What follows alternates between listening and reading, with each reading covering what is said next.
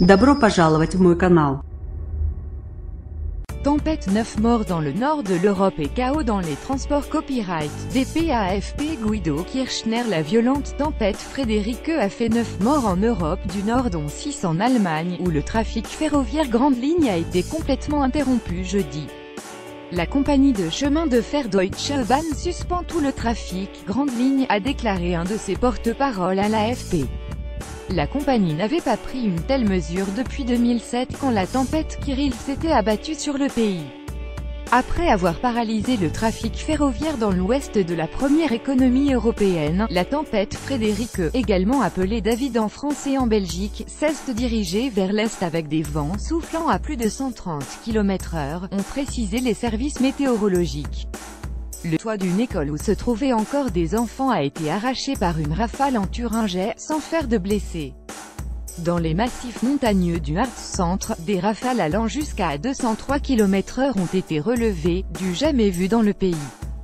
Des toits sur la voie publique après le passage de la tempête Friederike à Menden en Allemagne, le 18 janvier 2018. Copyright Marcus KLEMPERDPAFP. Plus tôt, la tempête venue de la mer du Nord a provoqué aussi de nombreuses perturbations aux Pays-Bas, où seulement quelques trains ont repris leur service jeudi soir, et en Belgique. La circulation des trains à grande vitesse Thalys reliant la France, la Belgique, les Pays-Bas et l'Allemagne a été interrompue pour la journée au-delà de Bruxelles. Elle reprendra vendredi vers l'ensemble de la Belgique et des Pays-Bas, a annoncé la compagnie jeudi soir. La tempête a aussi cloué les avions au sol à l'aéroport d'Amsterdam Schiphol pendant la matinée. Au total 320 vols ont été annulés. Plusieurs vols ont aussi dû être annulés dans les aéroports allemands de Düsseldorf-Ouest et Munich-Sud. 9 morts. Localisation des zones en vigilance météo orange et rouge en Europe. Copyright Kuntian AFP. En Allemagne, 6 personnes, dont 2 pompiers, sont décédées dans des accidents provoqués par la tempête. Un homme de 59 ans a été tué par le chute d'un arbre à Emmerich-Hilton, en Rhénanie du Nord-Westphalie, Allemagne.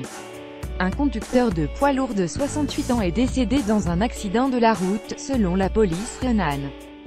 Dans la même région, un pompier est mort pendant une intervention, un autre a également péri en Thuringe.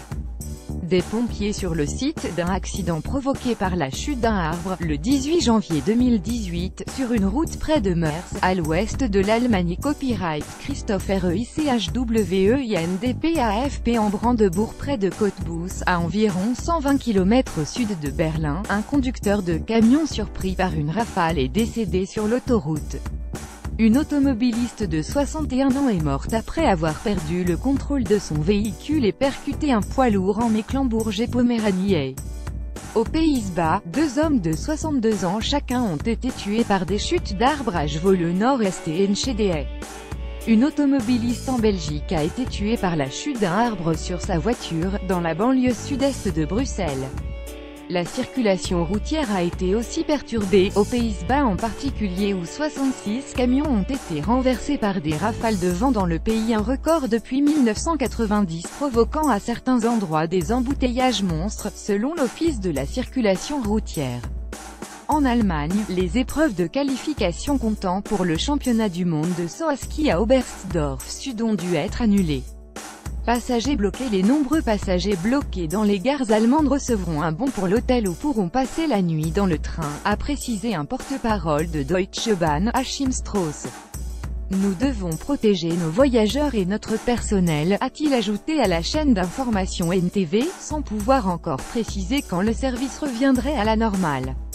Les dégâts doivent être réparés, les voies dégagées, et le trafic Grande Ligne devrait reprendre de façon très hésitante vendredi, selon lui. Aux Pays-Bas, où le retour du trafic à la normale s'annonce aussi très lent, des passagers massés dans les gares ont utilisé Twitter pour rechercher un moyen de transport sous le hashtag Stormpool covoiturage tempête. Mon cher petit ami essaie de rejoindre Delft depuis Leyde. Il est très sympa et j'offre une bouteille de vin à qui peut me le ramener sain et sauf, écrit ainsi une utilisatrice de Twitter, Molly Quell. En France, la tempête a également fait des dégâts. Quelques 3000 clients ont été privés d'électricité dans le nord du pays, où la vigilance orange pour vent violent a été levée dans la matinée. Baptisée David par les services météorologiques français, la tempête a été appelée à son passage en Allemagne Frédérique, selon la nomenclature historiquement employée par les services météorologiques allemands et voisins. La dépression tempétueuse n'ayant pas fait l'objet d'une vigilance sur les îles britanniques, les services irlandais et britanniques n'ont pas eu à la nommer, telle qu'Eleanor du 2 et 3 janvier 2018 appelée Carmen sur la liste française.